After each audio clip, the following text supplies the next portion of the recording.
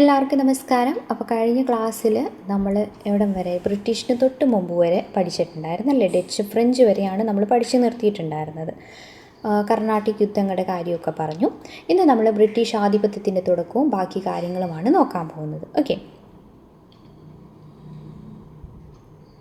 ഏഷ്യയുമായുള്ള വ്യാപാര ബന്ധത്തിന് ബ്രിട്ടീഷുകാർ 1600 ഇംഗ്ലീഷ് ഈസ്റ്റ് ഇന്ത്യ കമ്പനി സ്ഥാപിച്ചത് അല്ലേ.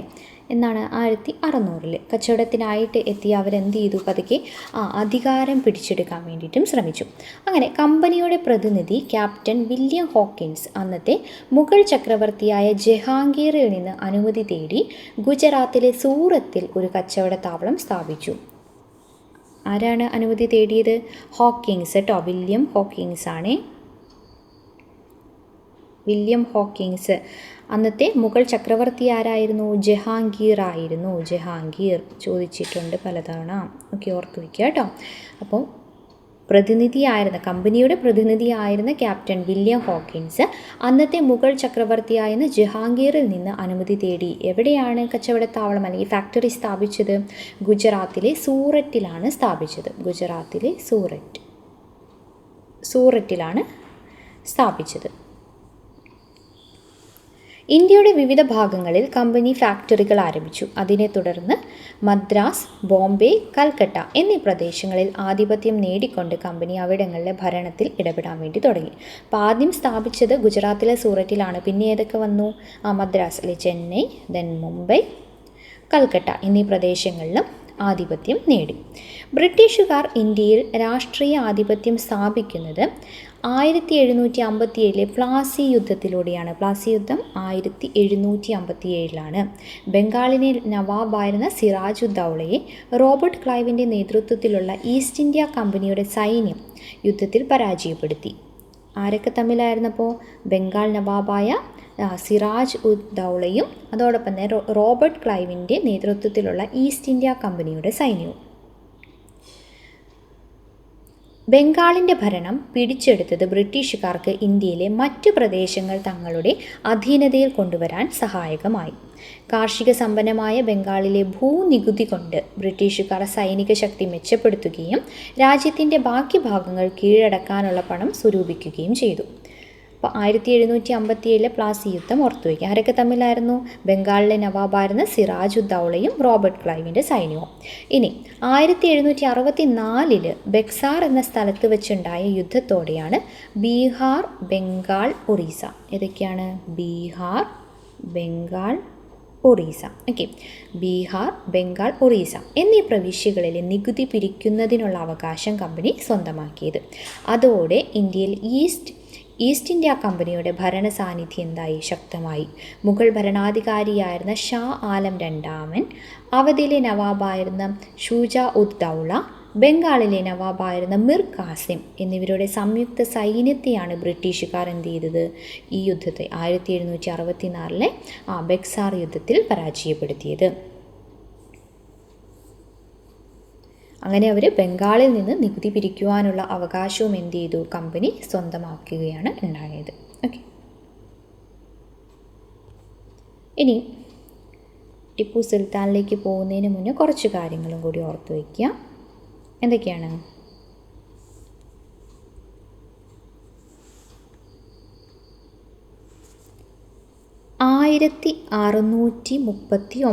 ഓക്കെ, 1639 മദ്രാസ് തുറമുഖത്തിൻ്റെ ചുങ്ക വരുമാനത്തിൻ്റെ പകുതി നൽകണം എന്ന ഉപാധിയോടെ പ്രാദേശിക രാജാവായ ദമർല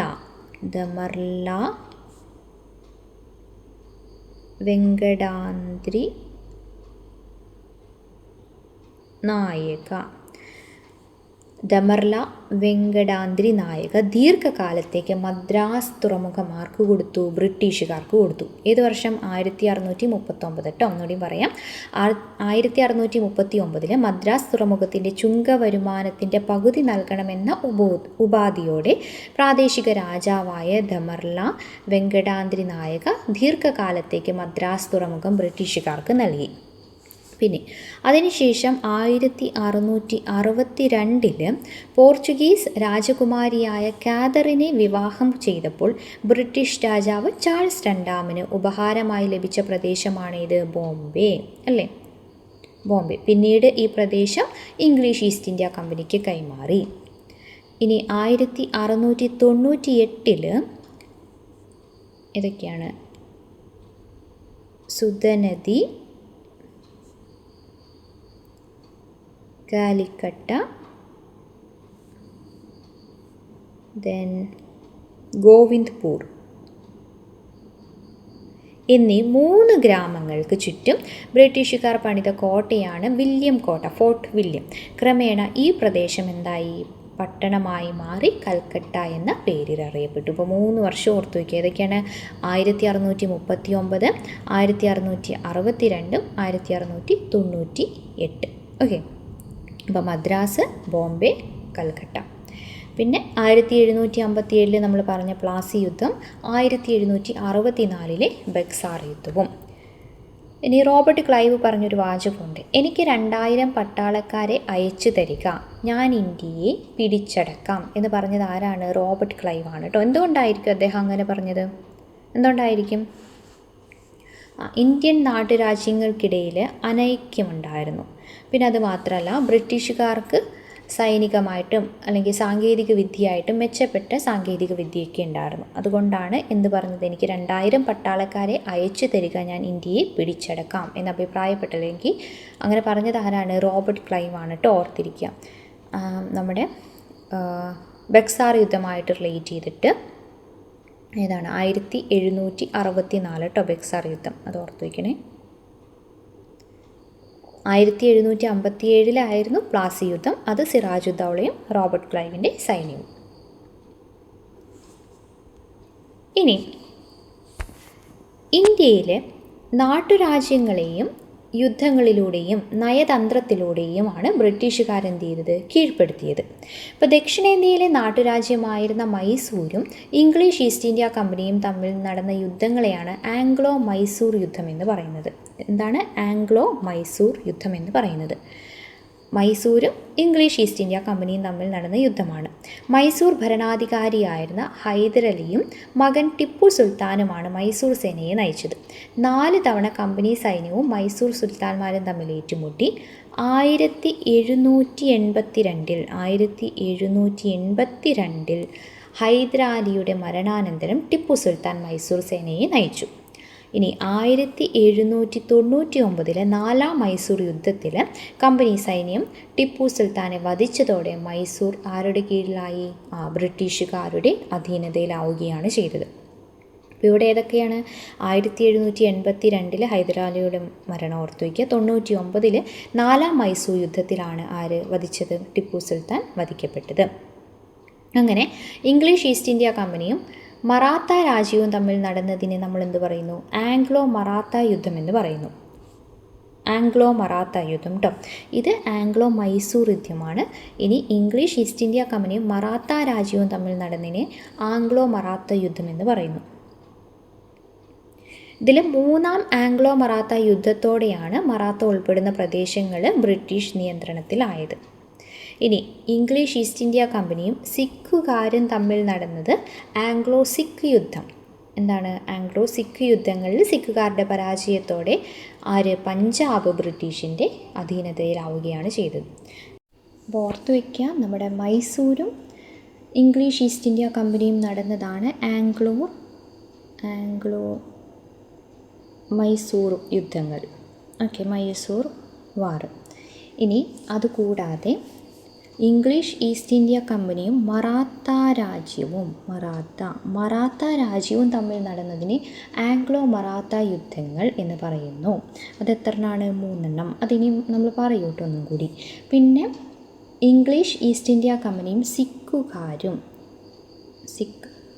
സിഖുകാരും തമ്മിൽ നടന്നതാണ് ആംഗ്ലോ സിഖ് യുദ്ധം. അങ്ങനെ സിഖുകാരുടെ പരാജയത്തോടെ പഞ്ചാബ് ബ്രിട്ടീഷ് അധീനതയിലാവുകയാണ് ചെയ്തത്. കീഴടക്കിയ പ്രദേശങ്ങളിൽ നിന്നും പരമാവധി സമ്പത്ത് കൈക്കലാക്കുക, അത് തന്നെയായിരുന്നു ബ്രിട്ടീഷുകാരുടെ ലക്ഷ്യം. അതിനായിട്ട് അവർ സ്വീകരിച്ച മാർഗങ്ങളാണ് കച്ചവടം, നികുതി പിരിവ്, യുദ്ധങ്ങൾ തുടങ്ങിയവ. ഓക്കെ, ഇനി നമുക്ക് ഈ ടോട്ടലായിട്ട് ഈസ്റ്റ് ഇന്ത്യ കമ്പനി ആധിപത്യം നേടിയ സ്ഥലങ്ങൾ, കാര്യങ്ങൾ എല്ലാത്തിൻ്റെയും വർഷം ഒന്ന് പഠിക്കാം.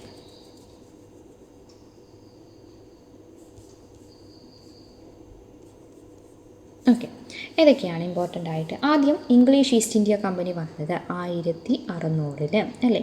ആധിപത്യം നേടിയ പ്രദേശങ്ങൾ ഏതൊക്കെയായിരുന്നു? മദ്രാസ് 1639, പിന്നെ ബോംബെ വരുന്നത് 1662, കൽക്കട്ട വരുന്നത് 1698. ഓക്കെയാണല്ലോ. ഇനി പ്ലാസി യുദ്ധം എന്നായിരുന്നു? പ്ലാസി യുദ്ധം 1757 പ്ലാസി യുദ്ധം. ബക്സാർ യുദ്ധം 1764 ബക്സാർ യുദ്ധം. ഇനി ആംഗ്ലോ മൈസൂർ യുദ്ധങ്ങൾ എത്രണ്ണമാണ്? 4 അല്ലേ. ആംഗ്ലോ മൈസൂർ യുദ്ധം എത്രണ്ണമാണ്? 4 ഉണ്ടായിരുന്നത്. അത് നമുക്ക് നോക്കാം അതിൻ്റെ വർഷങ്ങൾ. ഇത് ടെക്സ്റ്റിൽ കൊടുത്തിട്ടില്ല കേട്ടോ, വർഷങ്ങളും കാര്യങ്ങളൊന്നും ടെക്സ്റ്റിലില്ല, ജസ്റ്റ് 4 അങ്ങനെ മാത്രമേ ഉള്ളൂ. എന്നാലും നമുക്ക് വർഷം പഠിച്ചു പോകാം അല്ലേ. ആംഗ്ലോ മൈസൂർ യുദ്ധങ്ങൾ 4 1767 മുതൽ 1769 വരെ, പിന്നെ 1780 മുതൽ 84 വരെ, 1790 മുതൽ 92 വരെ, നാലാമത്തത് 1799. ഇങ്ങനെ 4 ആംഗ്ലോ മൈസൂർ വാർ ഉണ്ടായത്. ഓക്കെ,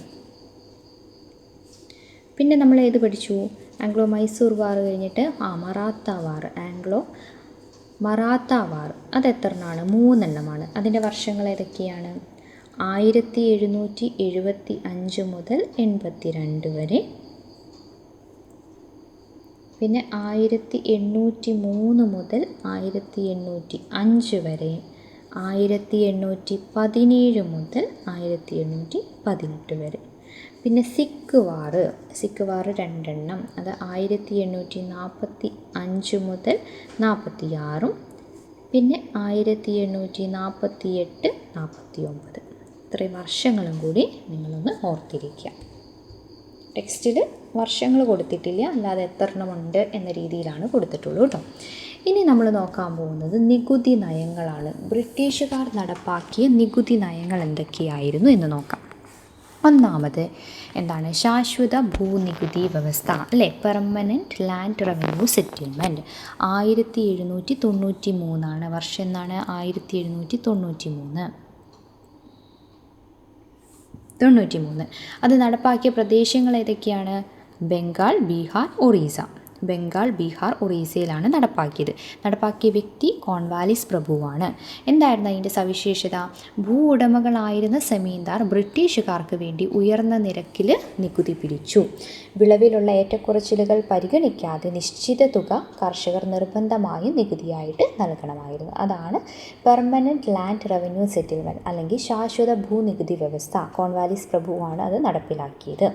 ഇനി റയറ്റ് വാരി സമ്പ്രദായം 1820. അത് ദക്ഷിണേന്ത്യയിലെ ഡെക്കാൻ പ്രദേശങ്ങളിലും തോമസ് മൺറോയും അലക്സാണ്ടർ റീഡുമാണ് അത് നടപ്പാക്കിയത്.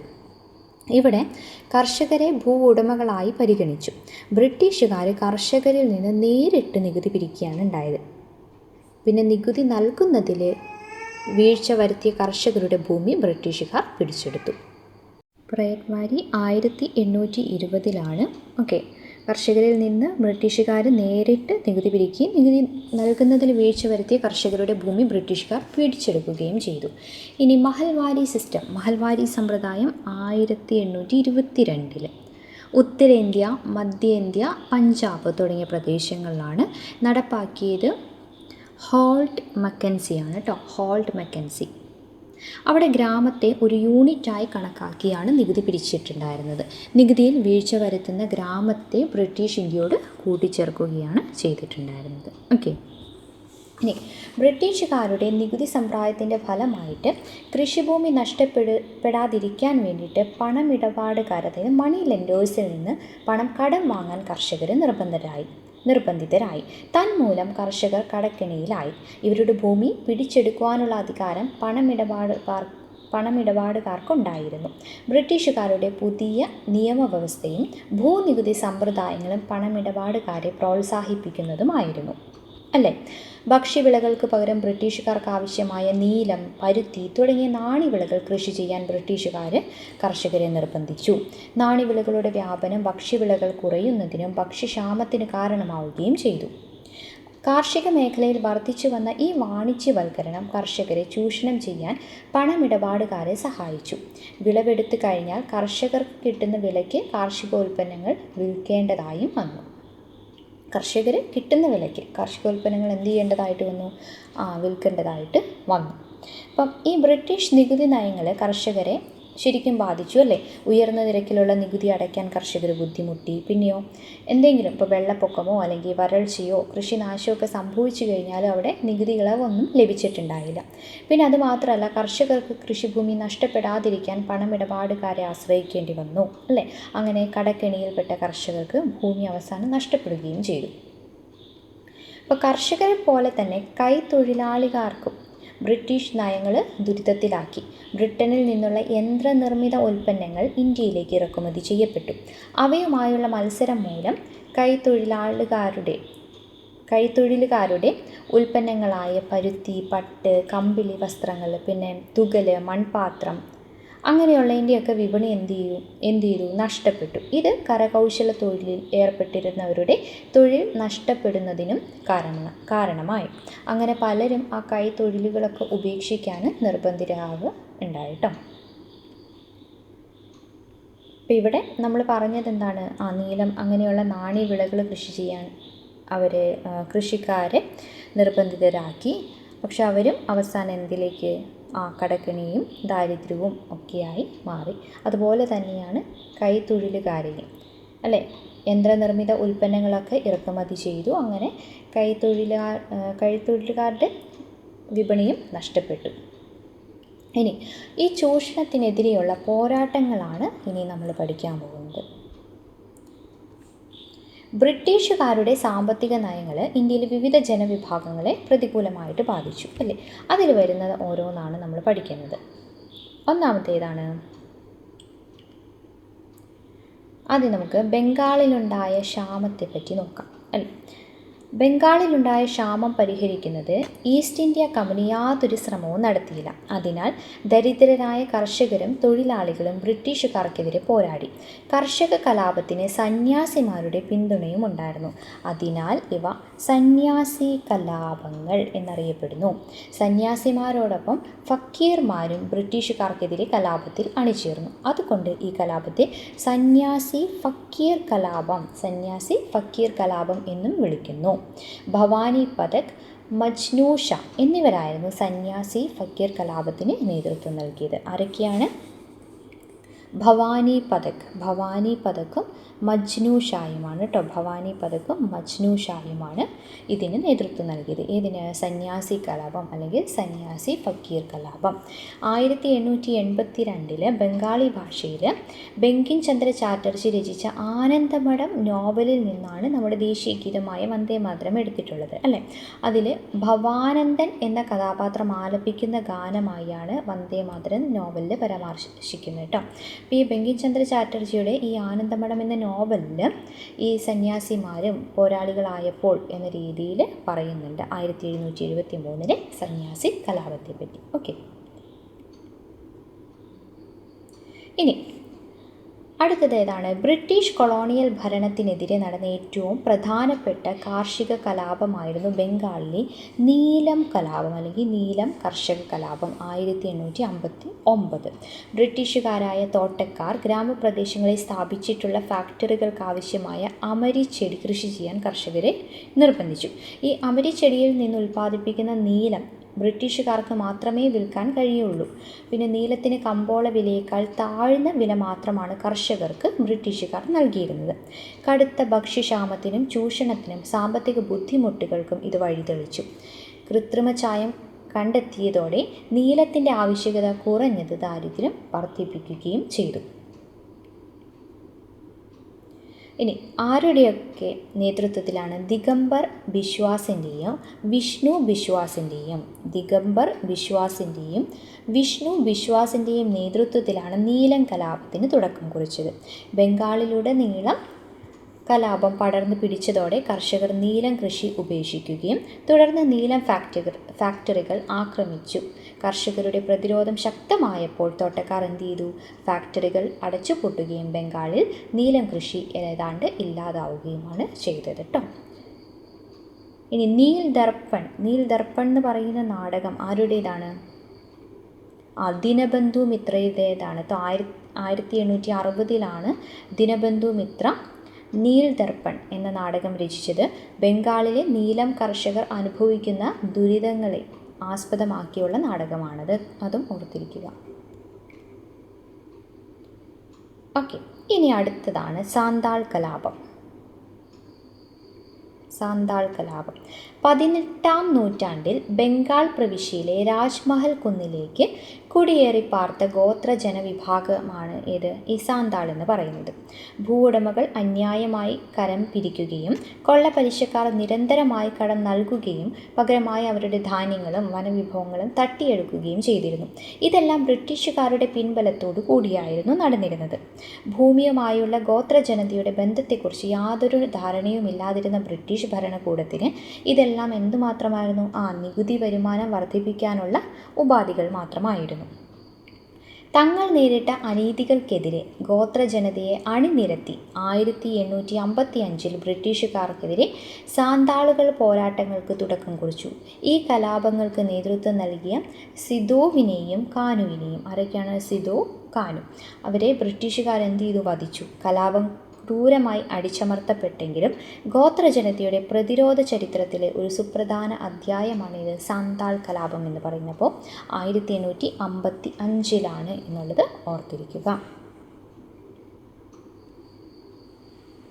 ഇനി അടുത്തതാണ് ഉൽഗുലാൻ. അതായത് സാന്താൾ കലാപം പോലെ ഇന്ത്യയിലെ പല പ്രദേശങ്ങളിലും ഗോത്രജനതയുടെ കലാപങ്ങളുണ്ടായി. അവിടെ 19ാം നൂറ്റാണ്ടിൻ്റെ അവസാന ദശകത്തിൽ നടന്ന ഗോത്രവർഗ കലാപമാണ് ഉൽഗുലാൻ. അതിന് മുണ്ടാ കലാപം എന്നാണ് സാധാരണ നമ്മൾ വിളിക്കാറല്ലേ, മുണ്ടാ കലാപം. വലിയ കോലാഹലം അല്ലെങ്കിൽ വലിയ ഇളക്കം എന്നതാണ് ഉൽഗുലാൻ എന്ന പദത്തിൻ്റെ അർത്ഥം. എന്താണ്? വലിയ കോലാഹലം അല്ലെങ്കിൽ വലിയ ഇളക്കം എന്നതാണ് ഈ ഉൽഗുലാൻ എന്ന പദത്തിൻ്റെ അർത്ഥം. ഇന്നത്തെ ജാർഖണ്ഡിലെ മുണ്ട ഗോത്രവിഭാഗങ്ങളുടെ ജനവാസ മേഖലകളിൽ ബ്രിട്ടീഷ് കൊളോണിയൽ ഭരണത്തെ തകർത്ത് മുണ്ടാ രാജ്യം സ്ഥാപിക്കാൻ ശ്രമിച്ച ബിർസ മുണ്ടയാണ് കലാപത്തിന് നേതൃത്വം നൽകിയത്. ആരാണപ്പോൾ? ബിർസ മുണ്ടയായിരുന്നു കേട്ടോ കലാപത്തിന് നേതൃത്വം നൽകിയത്. മുണ്ടാ രാജ്യം അല്ലെങ്കിൽ മുണ്ടാ രാജ്യം സ്ഥാപിക്കുക അതിനു വേണ്ടിയിട്ട്. എന്തൊക്കെ കാരണം കൊണ്ടായിരിക്കും ഈ കലാപം വന്നത്? ബ്രിട്ടീഷ് കൊളോണിയൽ ചൂഷണവും ഭൂമി പിടിച്ചെടുക്കലും അല്ലേ. പിന്നെയോ പണമിടപാടുകാരുടെയും വ്യാപാരികളുടെയും സാമ്പത്തിക ചൂഷണം. 1899 മുണ്ട ഗോത്ര വിഭാഗം ബ്രിട്ടീഷുകാർക്കെതിരെ സായുധ കലാപം ആരംഭിച്ചു. 1899 ബ്രിട്ടീഷ് പോലീസുമായി പല സ്ഥലത്തും ഏറ്റുമുട്ടലുകൾ ഉണ്ടായി. റാഞ്ചിയിൽ നടന്ന വെടിവെപ്പിൽ ഒട്ടേറെ മുണ്ട ഗോത്ര വിഭാഗക്കാർ കൊല്ലപ്പെട്ടു. ബിർസ മുണ്ട തടവിലാക്കുകയും അവിടെ വെച്ച് മരണപ്പെടുകയും ചെയ്തു. മുണ്ട കലാപത്തെ ബ്രിട്ടീഷുകാർ ക്രൂരമായി അടിച്ചമർത്തി. ഇനി അതുമാത്രമല്ല, മുണ്ട കലാപം അല്ലാതെ കുറിച്യർ കലാപം, പഹാരിയ കലാപം, കോൾ പ്രക്ഷോഭം, ഭീൽ കലാപം, ഖാസി കലാപം അങ്ങനെയൊക്കെയുള്ളത് ബ്രിട്ടീഷുകാർക്കെതിരെ ഇന്ത്യയുടെ വിവിധ ഭാഗങ്ങളിൽ നടന്ന ചില ഗോത്ര കലാപങ്ങളാണ് കേട്ടോ, അത് ഓർത്തിരിക്കുക. പിന്നെ നമുക്കിവിടെ പഠിക്കാനുള്ളത് ബിർസ മുണ്ടയുടെ ജന്മദിനമായ നവംബർ 15 എന്താണ്? ഗോത്രാഭിമാന ദിനം അല്ലെങ്കിൽ ജൻജാതീയ ഗൗരവ് ദിവസായി 2021 മുതൽ ഇന്ത്യയിൽ ആചരിക്കുന്നുണ്ട്. പിന്നെ ഇന്ത്യൻ പാർലമെൻറ്റിൽ ഛായാചിത്രം സ്ഥാപിച്ച് ആദരിക്കപ്പെട്ടിട്ടുള്ള ഏക ഗോത്ര ജനതയുടെ നേതാവാണ് ബിർസ മുണ്ട. ബിർസ മുണ്ടയെ കേന്ദ്ര കഥാപാത്രമാക്കി ഇക്ബാൽ ദുറാനി രചിച്ച കൃതിയാണ് ഗാന്ധി സേ പഹലെ ഗാന്ധി എന്ന് പറയുന്നത്. ആരാണ് രചിച്ചത്? ഇക്ബാൽ കേട്ടോ.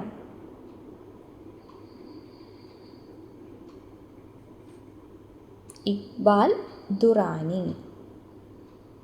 കൃതിയുടെ പേര് ഗാന്ധി സേ പഹലെ ഗാന്ധി. ഇനി ബിർസ മുണ്ടയെ കേന്ദ്ര കഥാപാത്രമാക്കി മഹാശ്വേതാദേവി രചിച്ച കൃതിയാണ് ആരണ്യർ അധികാർ.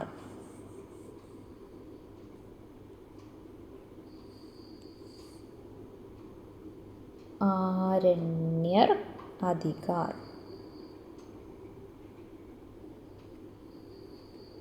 ഓക്കെ, ആരണ്യർ അധികാർ. ഇനി നമുക്ക് തമിഴ്നാട്ടിലേക്ക് പോകുമ്പോൾ ബ്രിട്ടീഷുകാരുടെ നയങ്ങൾ തമിഴ്നാട്ടിലെ സൈനിക തലവന്മാരായ പോളിഗർമാരെയും ബാധിച്ചു. പോളിഗർ എന്ന് പറയുന്നത് പാളയം അഥവാ സൈനിക താവളം എന്നർത്ഥം വരുന്ന പാളയക്കാർ എന്ന തമിഴ് പദത്തിൽ നിന്നാണ് പോളിഗർ എന്ന ഇംഗ്ലീഷ് പദം ഉണ്ടായത് കേട്ടോ. പോളിഗർ. തിരുനെൽവേലിയിലെ പാഞ്ചാലം കുറിച്ചിയിലെ പോളിഗറായിരുന്ന വീരപാണ്ഡ്യ കട്ടബൊമ്മനും ശിവഗംഗയിലെ പോളിഗർമാരായിരുന്ന മരുത് പാണ്ഡ്യ സഹോദരന്മാരും ബ്രിട്ടീഷുകാർക്കെതിരെയുള്ള പോരാട്ടത്തിൽ സുപ്രധാന പങ്കുവഹിച്ചവരായിരുന്നു. ആരൊക്കെയാണ്? വീരപാണ്ഡ്യ കട്ടബൊമ്മനും മരുത് പാണ്ഡ്യ സഹോദരന്മാരും. ജനങ്ങളുടെ സംരക്ഷകൻ എന്ന നിലയിൽ ജനങ്ങളുമായി നല്ല ബന്ധമായിരുന്നു കട്ടബൊമ്മനുണ്ടായിരുന്നത്. ജനങ്ങളിൽ നിന്നുള്ള നികുതി പിരിവും പോളിഗറുടെ ചുമതലയായിരുന്നു. പാഞ്ചാലം കുറിച്ചിയിലെ ഭരണാധികാരി ബ്രിട്ടീഷുകാർക്ക് കീഴടങ്ങിയെങ്കിലും കട്ടബൊമ്മൻ അതിന് തയ്യാറായില്ല. നിലവിലുള്ള നികുതി വർദ്ധിപ്പിച്ച് ബ്രിട്ടീഷുകാർ ജനങ്ങളെ കൂടുതൽ ബുദ്ധിമുട്ടിച്ചു. നികുതി പിരിവിനെ ചോദ്യം ചെയ്തതായിരുന്നു കട്ടബൊമ്മനെ ബ്രിട്ടീഷുകാരുടെ ശത്രുവാക്കിയത്. അപ്പോൾ കട്ടബൊമ്മനും ശിവഗംഗയിലെ പോളിഗർമാരായിരുന്ന മരുത് പാണ്ഡ്യ സഹോദരന്മാരും ബ്രിട്ടീഷുകാർക്കെതിരെ പോരാടി എന്ത് ചെയ്തു? വീരമൃത്യു വരിച്ചു. ഓക്കെ, അതാണ് പോളിഗർ. ഇനി നമുക്ക് ആറ്റിങ്ങൽ കലാപമുണ്ടല്ലേ, നമുക്കറിയാം. ഇന്ത്യയിൽ നടന്ന ആദ്യ സംഘടിത കലാപമായിരുന്നു. എന്നാണ്? 1721 അല്ലേ? ഇന്ത്യയിൽ ബ്രിട്ടീഷുകാർക്കെതിരെ നടന്ന ആദ്യകാല സംഘടിത കലാപമായിരുന്നു 1721 ആറ്റിങ്ങൽ കലാപം. കുരുമുളക് വ്യാപാരവുമായി ബന്ധപ്പെട്ടതും ആഭ്യന്തര ഭരണ വിഷയങ്ങളിൽ ഇടപെട്ടും ജനങ്ങൾക്കിടയിൽ വർഗീയ വംശീയ വിദ്വേഷം വളർത്താൻ ശ്രമിച്ചും ആറ്റിങ്ങൽ പ്രദേശത്ത് അരാജകത്വം സൃഷ്ടിക്കാൻ ബ്രിട്ടീഷുകാർ നിരന്തരം ശ്രമിച്ചിരുന്നു. ഭരണാധികാരിയായിരുന്ന ആറ്റിങ്ങൽ റാണിക്ക് ഓരോ പുതുവർഷത്തിലും പാരിതോഷികങ്ങൾ നൽകുന്ന പതിവ് 1721 ആവർത്തിക്കാനായി ബ്രിട്ടീഷുകാർ ശ്രമിച്ചു. എന്നാൽ ഇത് ഏതെങ്കിലും തരത്തിലുള്ള അപായത്തിന് കാരണമാകുമെന്ന ഭയത്തിനാൽ ചില നാട്ടുപ്രമാണിമാർ എതിർത്തു. നാട്ടുപ്രമാണിമാർ മുഖേന മാത്രമേ പാരിതോഷികങ്ങൾ നൽകിയാൽ മതിയെന്ന് അവരുടെ അഭിപ്രായത്തെ വകവയ്ക്കാതെ ഗിഫോർഡിൻ്റെ നേതൃത്വത്തിലുള്ള 140ഓളം ബ്രിട്ടീഷുകാരടങ്ങുന്ന സംഘം ആറ്റിങ്ങൽ റാണിക്ക് സമ്മാനങ്ങൾ നൽകാനായി എത്തിയതോടെയാണ് സംഘർഷമുണ്ടായത്. ആരുടെ നേതൃത്വത്തിലാണ്?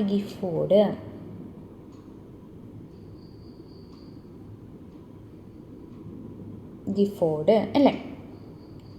ഈ സംഘത്തെ വർഗവർണ്ണ ജാതിമത വ്യത്യാസമില്ലാതെ നാട്ടുകാർ ആക്രമിച്ച് വധിച്ചു. മാത്രമല്ല 5 തെങ്ങിലെ ബ്രിട്ടീഷ് കോട്ട വളഞ്ഞ് ഉപരോധവും ഏർപ്പെടുത്തി.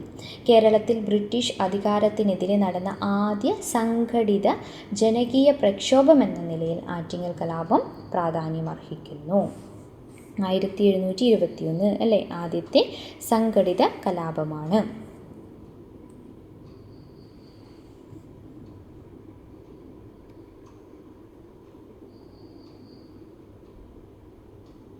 ഇനി നമ്മുടെ സ്ത്രീ മുന്നേറ്റം പറയുകയാണെങ്കിൽ ആരാണ്? ബ്രിട്ടീഷുകാരുടെ നയങ്ങൾ ഇന്ത്യയിലെ ഭരണാധികാരികളെയും ബാധിച്ചു അല്ലേ? ബ്രിട്ടീഷുകാർക്കെതിരെ ആയുധമെടുത്ത് പോരാടിയ ധീര വനിതയായിരുന്നു കിട്ടൂർ റാണി ചെന്നമ്മ അല്ലേ? കിട്ടൂർ റാണി ചെന്നമ്മ. മറാത്ത ഭരണത്തിൻ്റെ മേൽക്കോയ്മ അംഗീകരിച്ച കർണാടകയിലെ നാട്ടുരാജ്യമായിരുന്നു കിട്ടൂർ. 3ാം ആംഗ്ലോ മറാത്ത യുദ്ധത്തിൽ ബ്രിട്ടീഷുകാർ വിജയിച്ചതോടെ കിട്ടൂർ പ്രദേശം ഇംഗ്ലീഷ് ഈസ്റ്റ് ഇന്ത്യ കമ്പനിയുടെ നിയന്ത്രണത്തിലായി. ശിവലിംഗ രുദ്രദേശായിയായിരുന്നു കിട്ടൂരിൻ്റെ ഭരണാധികാരി. ആരാണ്? ശിവലിംഗ രുദ്രദേശായി. അദ്ദേഹത്തിൻ്റെ മരണശേഷം വിധവയായ ചെന്നമ്മ ഒരു ആൺകുട്ടിയെ ദത്തെടുക്കാൻ തീരുമാനിച്ചു.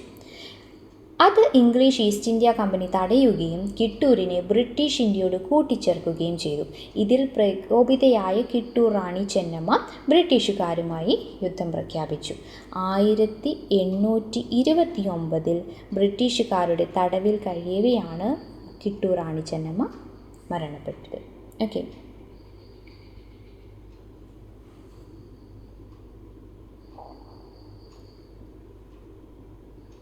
ഇനി നമ്മൾ 1857 പോവുകയാണെങ്കിൽ എന്താണ് കൻവർ സിംഗിൻ്റെ കാര്യം.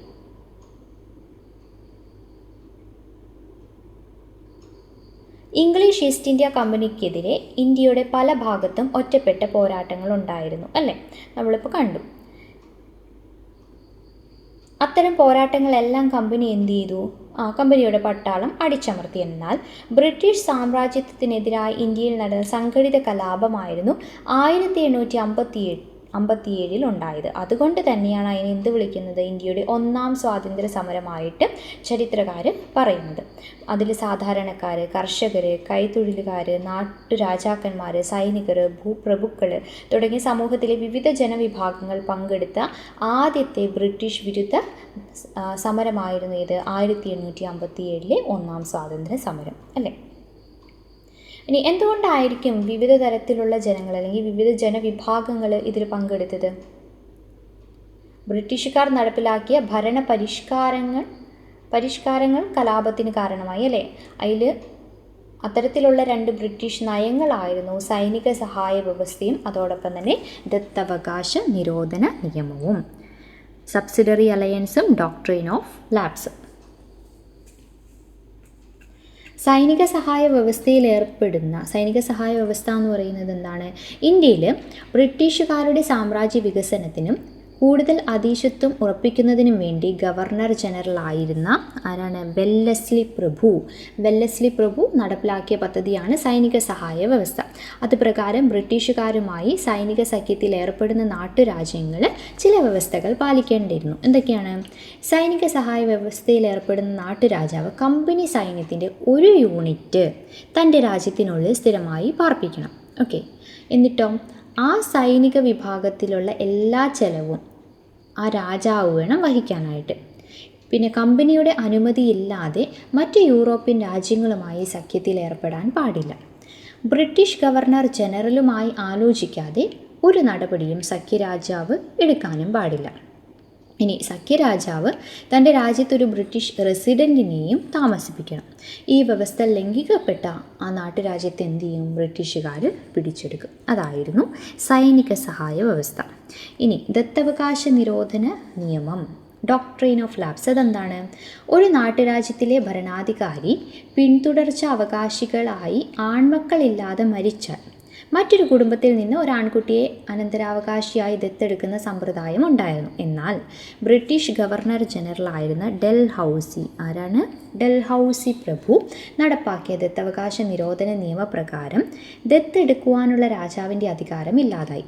അപ്പോൾ അനന്തരാവകാശി ഇല്ലാതാകുന്നതോടെ ആ നാട്ടുരാജ്യം എന്തായി? ഇംഗ്ലീഷ് ഈസ്റ്റ് ഇന്ത്യ കമ്പനിയുടെ നിയന്ത്രണത്തിലായി. അപ്പോൾ ഈ 2 നിയമങ്ങൾ പ്രകാരം നിരവധി നാട്ടുരാജ്യങ്ങളെ ബ്രിട്ടീഷ് ഇന്ത്യയോട് കൂട്ടിച്ചേർത്തു.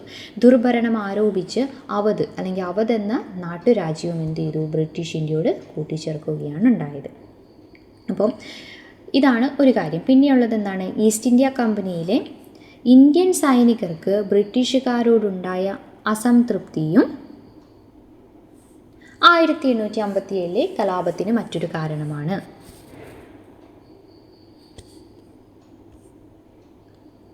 ബ്രിട്ടീഷ് പടയാളികളുടെ അത്ര തന്നെ സമർത്ഥരായിരുന്നുവെങ്കിലും ഇന്ത്യൻ സൈനികർക്ക് കുറഞ്ഞ വേതനവും മോശം ഭക്ഷണവും താമസ സൗകര്യവുമൊക്കെ ആയിരുന്നു നൽകിയിരുന്നത്. അതൃപ്തി നിറഞ്ഞ ഈ സാഹചര്യത്തിലാണ് കമ്പനി പുതിയ തരം എൻഫീൽഡ് തോക്കുകൾ സൈനികർക്ക് വിതരണം ചെയ്തത്. അതിൻ്റെ വെടിയുണ്ടകൾക്ക് ഗ്രീസ് പുരട്ടി ഒരു കടലാസ് കവറുണ്ടായിരുന്നു. അപ്പോൾ തോക്കിൽ ഈ വെടിയുണ്ട നിറയ്ക്കുന്നതിന് മുമ്പ് ഈ കവർ കടിച്ചു കീറണമായിരുന്നു. അപ്പോൾ കവറിൽ പുരട്ടുന്നത് പശുവിൻ്റെയും പന്നിയുടെയും കൊഴുപ്പിൽ നിന്ന് ഉണ്ടാക്കിയ ഒരുതരം ഗ്രീസ് ആയിരുന്നു എന്ന പ്രചാരണം സൈനികർക്കിടയിലുണ്ടായി. അതവരുടെ മതവിശ്വാസത്തെ വ്രണപ്പെടുത്തുന്നതായിരുന്നു. ഇതിനെതിരെ ആദ്യമായി പ്രതിഷേധിച്ചത് ബരക്പൂരിലെ സൈനികനായിരുന്ന മംഗൾ പാണ്ഡെ ആയിരുന്നു. ആരായിരുന്നു? മംഗൾ പാണ്ഡെ. ഓക്കെ. അപ്പോൾ തോക്കിൽ വെടിയുണ്ട നിറയ്ക്കുന്നതിന് നിർബന്ധിച്ച ബ്രിട്ടീഷ് സൈനികനെ ആക്രമിച്ചതിന് മംഗൾ പാണ്ഡെ 1857 ഏപ്രിൽ 8 ബ്രിട്ടീഷുകാർ തൂക്കിലേറ്റി.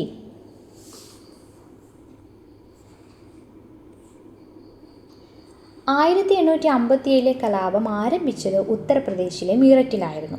മംഗൾ പാണ്ഡെയുടെ വധത്തെ തുടർന്ന് സംഘടിച്ച ഇന്ത്യക്കാരായ സൈനികർ ഡൽഹിയിലെത്തി മുഗൾ ഭരണാധികാരിയായ ബഹദൂർ ഷാ രണ്ടാമനെ ഇന്ത്യയുടെ ചക്രവർത്തിയായി പ്രഖ്യാപിച്ചു.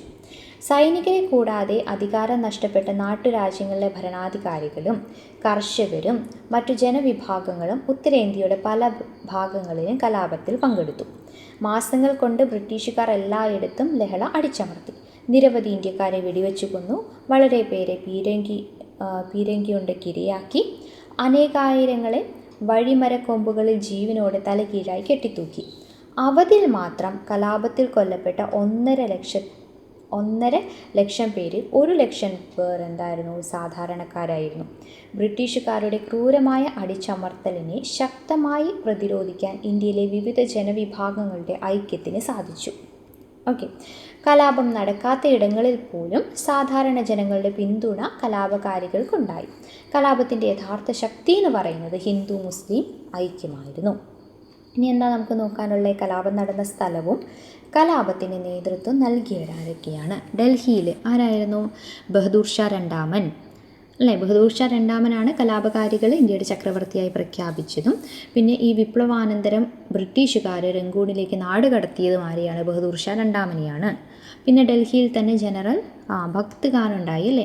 ബഹദൂർ ഷാ രണ്ടാമൻ്റെ സൈനിക ജനറലാണ് ജനറൽ ഭക്ത് ഖാൻ. പിന്നെ ഝാൻസിയിൽ ആരാണ്? റാണി ലക്ഷ്മിബായ് അല്ലേ? ഝാൻസിയിലെ ഭരണാധികാരി. കാൺപൂരിൽ നാനാ സാഹിബ് മറാത്ത ഭരണാധികാരിയാണ്. പിന്നെ താന്തിയ തോപ്പി എന്ന് പറയുന്ന നാനാ സാഹിബിൻ്റെ സൈനിക തലവനാണ് കേട്ടോ. അദ്ദേഹമാണ് ഗറില്ല യുദ്ധമുറകളൊക്കെ പ്രയോഗിച്ചത്. പിന്നെ ലക്നൗവിൽ ബീഗം ഹസ്രത്ത് മഹൽ, അവധിലെ ഭരണാധികാരിയാണ് ബീഗം ഹസ്രത്ത് മഹൽ. പിന്നെ ബീഹാറിലെ ആരയിലെ കൻവർ സിംഗ് ആണ് കേട്ടോ, കൻവർ സിംഗ്. ഇനി 1857 കലാപമൊക്കെ ഉണ്ടെങ്കിലും അതിൽ ചില പരിമിതികൾ ഉണ്ടായിരുന്നു. എന്തൊക്കെയായിരുന്നതെന്ന് നമുക്ക് നോക്കാം.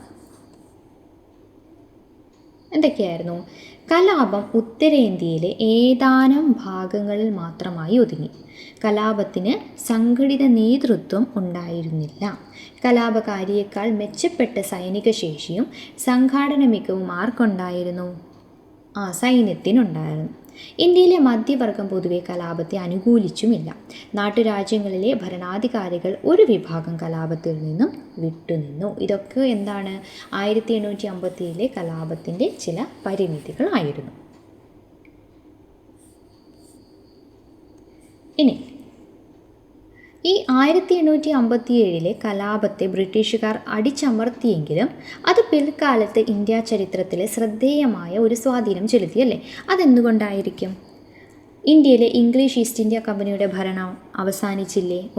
പിന്നെ ഇന്ത്യയുടെ ഭരണം ബ്രിട്ടീഷ് രാജ്ഞിയുടെ നേരിട്ടുള്ള നിയന്ത്രണത്തിലാവുകയും ഗവർണർ ജനറൽ എന്നതിനു പകരം വൈസ്രോയി എന്ന പദവി നിലവിൽ വന്നു.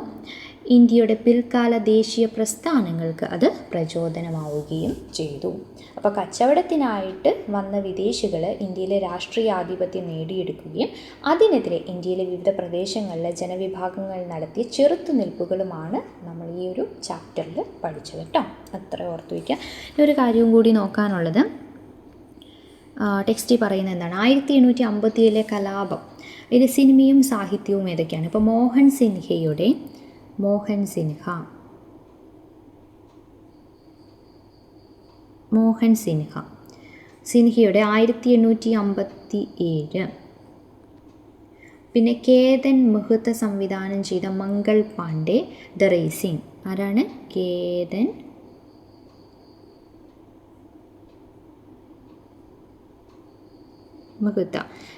മെഹ്ത സംവിധാനം ചെയ്ത മംഗൾ പാണ്ഡെ ദ റേസിംഗ്.